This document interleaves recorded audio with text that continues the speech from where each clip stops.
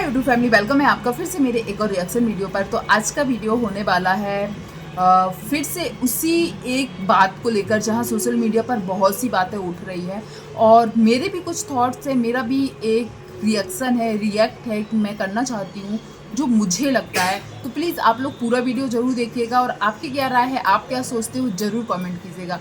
तो आज का रिएक्शन वीडियो होने वाला है फिर से छोटी जीजी के वीडियो के ऊपर जो जिसमें उन्होंने बताया था कि आंटी की तबीयत ख़राब है।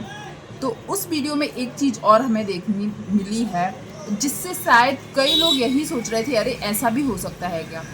आंटी को ले जाया गया है ग्वालियर और आंटी की तबीयत ख़राब है और हेल्प की ज़रूरत थी क्योंकि वो लोग जिस डॉक्टर को दिखाते थे आंटी को, वो डॉक्टर नहीं थे। फिर एकदम से डॉक्टर की ज़रूरत पड़ी, तब मतलब किस डॉक्टर को दिखाएं, तबीयत ख़राब रहे, तब दिमाग काम नहीं चलता है, तब किसी ऐसे जान पहचान वाले की ज़रूरत पड़ती है कि कोई हमें शायद सजेस्ट कर पाए या कहीं अच्छी जगह या अच्छा डॉक्टर बता पाए। उस टाइम हेल्प की स्नैपी गर्ल्स की फ्रेंड हुआ करती थी जो सिबी सिबी के हस्बैंड को हम लोगों ने उस वीडियो में देखा और अंशु ने बोला भी कि उन्होंने बहुत हेल्प की है, दिल से धन्यवाद, थैंक यू, उन्होंने बहुत बड़ी हेल्प की है। और हमें ये देखकर अच्छा भी लगा। हम लोगों ने शायद सिबी के लिए कभी ऐसा कुछ नहीं बोला है, वो एक टाइम पर बहुत अच्छी दोस्त हुआ करती थी स्नैपी गर्ल्स की। राजवीर भैया की जब सपना से शादी हुई थी तब भी वो आई थी। पर वो वीडियोस देखने के मतलब वीडियोस में उनको देखने के बाद एक चीज़ लोगों ने बोली और जो मुझे लगता है कहीं ना कहीं बहुत सही है और आपको भी शायद लगेगा। आपको याद है जब सिबी एक बार बर्थडे पर आई थी, सपना के बर्थडे पर क्या एक दो बार और आई थी, तब भी अंकल आंटी उससे अच्छे से बात भी नहीं करते थे। ये चीज़ हमें भी याद है, आंटी अंकल कभी उससे अच्छे से बात नहीं करते और यहाँ तक कि सिर्फ सिबी से नहीं, सपना से मिलने कोई भी आता था, अंकल आंटी को बिल्कुल पसंद नहीं था, मुंह फुला के एक साइड बैठे रहते थे। उस चीज़ को आज लोगों ने बोला है। इसलिए कहा जाता है कि यदि आपके घर कोई आ रहा है तो आप मत बोलिए अच्छे से, शायद आप बात नहीं कर पा रहे हो, ठीक है, आप कैसे हो, हंसकर एक स्माइल, मतलब सामने वाले को पता ना चले। और इन लोगों की चीज़ें तो रिकॉर्ड होती थी, कैसे ये लोग कर लेते थे समझ में नहीं आता है। पर हाँ, वो चीज़ आज ऑडियंस ने बोला कि एक टाइम ऐसा था कि यही अंकल आंटी सिबी को अपने घर में नहीं देख सकते थे या घर में आते थे तो इन लोगों के मुंह बने रहते थे, अच्छे से बात भी नहीं करते थे। आज वही सिबी की फैमिली या सिबी के हस्बैंड ने हेल्प की है आंटी को एक अच्छी जगह दिखाने के लिए। तो ऐसा क्यों। और एक चीज़ और है, मैंने ये बात हमेशा नोटिस की है, आपने की है कि नहीं ज़रूर बताइएगा। जब सपना के रोने धोने वाले, डिप्रेशन वाले या बहुत सैड से ब्लॉग आते ना, उस टाइम आप अंशु के ब्लॉग देखना, बहुत अच्छे हंसी खुशी वो अच्छे रील्स जो आती ना, शॉर्ट्स बाल उड़ाने वाले, वो सब चीज़ आती हैं। और जैसे अभी सपना सब कुछ भूलकर आगे बढ़ने की कोशिश कर रही है तो इसके ऐसे आते। चलो ये ब्लॉग, चलो आंटी की हेल्थ को लेकर था, यदि हेल्थ की अपडेट देनी थी, चलो बहुत अच्छी बात है, ऑडियंस भी जानना चाहती थी। यदि एकदम से बताती, कुछ दिन बाद बताती तो शायद सवाल उठते। पर एक चीज़ और, इन्होंने हेल्प ली तो किससे, जिनसे सपना की कुछ मन मुटाव या कुछ भी आपसी संबंध खराब हुए हैं, उनसे, जो एक टाइम पर उसकी बहुत अच्छी दोस्त हुआ करती थी, और उनसे हेल्प ली। पर जिस तरीके से जो धीरू भैया इनके हमेशा आते रहते पर नहीं दिखाती ब्लॉग में, उसी तरीके से यदि ये चाहती तो सिबी के हस्बैंड को नहीं दिखाती। पर इन्होंने बाकायदा दिखाया, तारीफ की। और कई लोग बोल रहे हैं इन सब चीज़ों का एक ही मतलब है कि ये सपना को जलाना चाहती हैं। कोई बात नहीं, वैसे सपना आप जलने वालों में मुझे लग नहीं रही कि होगी, उसको शायद अब इन सब चीज़ों से फ़र्क नहीं पड़ता है। पर सबसे बड़ी प्रॉब्लम ये है कि यहाँ पर आंटी की तबीयत ख़राब है, इसमें कोई वो नहीं है कि हाँ उनके दो बेटों का जाने का दुख है, वो दुख कम नहीं हो सकता। और अंशु ने खुद बोला है कि आंटी अंदर ही अंदर घुट रही हैं, अंदर ही अंदर उनको भैया लोगों की याद आ रही है या बहुत ज़्यादा टेंशन है। ये बात पक्की है कि हाँ उनको टेंशन है, सब है। पर एक टाइम आप भैया लोगों के जाने के बाद भी इसी घर में आंटी की तबीयत ख़राब नहीं होती थी, बल्कि सपना की सबसे ज़्यादा तबीयत ख़राब होती थी।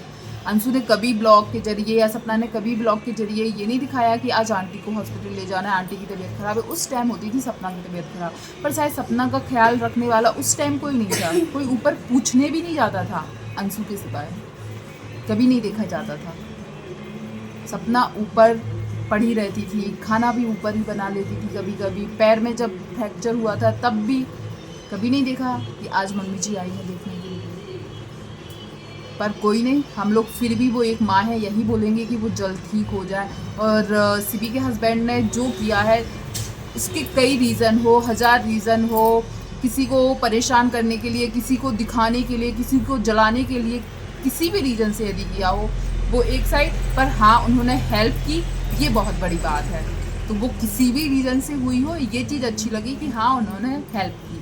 अब मैं एक बात बता दूँ, कई लोग बोल रहे हैं कि आंटी जो है जब सपना थी और उस टाइम भी उनके पास यही दुख था, पर उनको ये सामने दिखता था कि मेरी बहू है, उसके भी 2 पति गए हैं, या फिर मतलब दुख बट जाता है। देखो दुख कम तो कोई नहीं कर सकता, कभी नहीं भूल सकती वो, जब तक उनकी लाइफ है तब तक उनका ये दुख कभी कम नहीं होगा।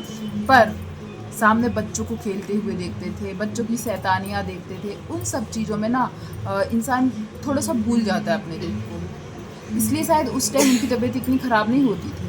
अब घर में चारों साइड उनको दिखता है एक सूनापन, और तो और कहीं ना कहीं एक रीज़न ये भी है कि आंटी के पास अब फ़ोन है।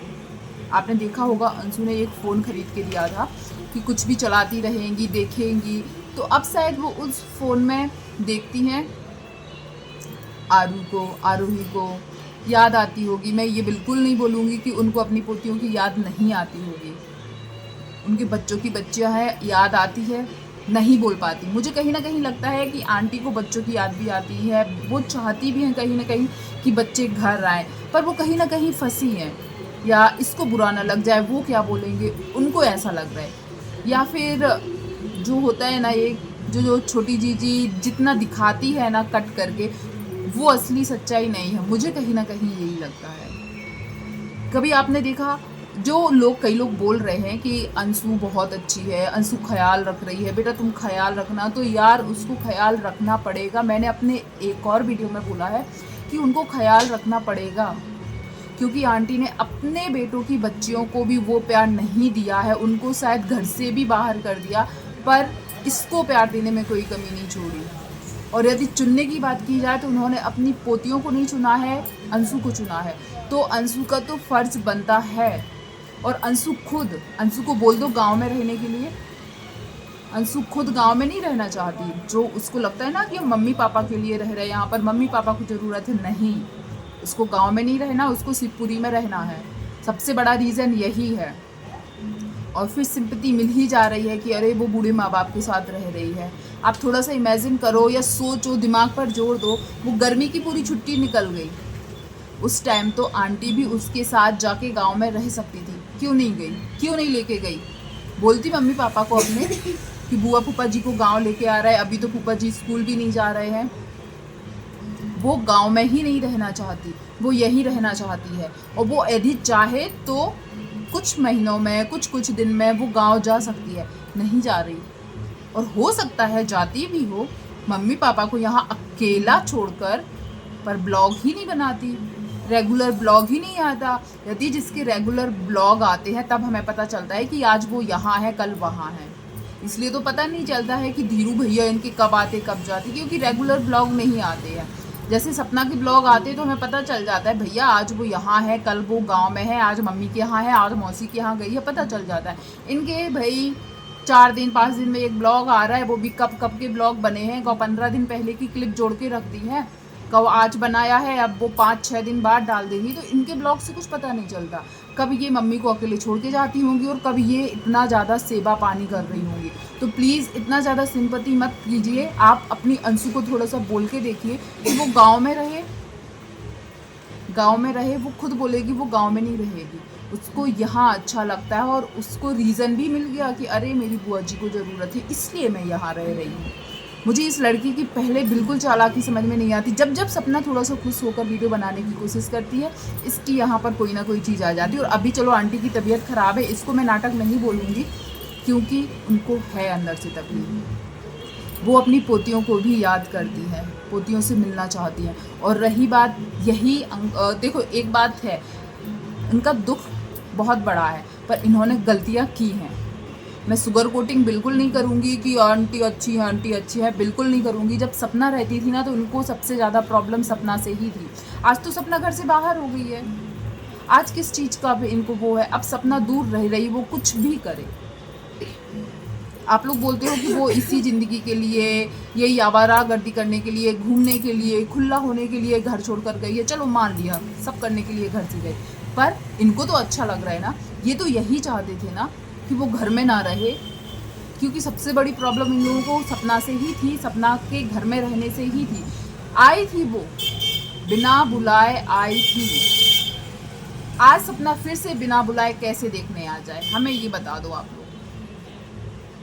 यदि कई लोग बोलेंगे सास बीमार है देखने नहीं गई, किस मुंह से वो सपना देखने चली जाए अपने सास को? गई थी एक बार, क्या बोल दिया गया था, हमने तो नहीं बुलाया है, यहाँ आने की कोई ज़रूरत नहीं, यही बोला गया था।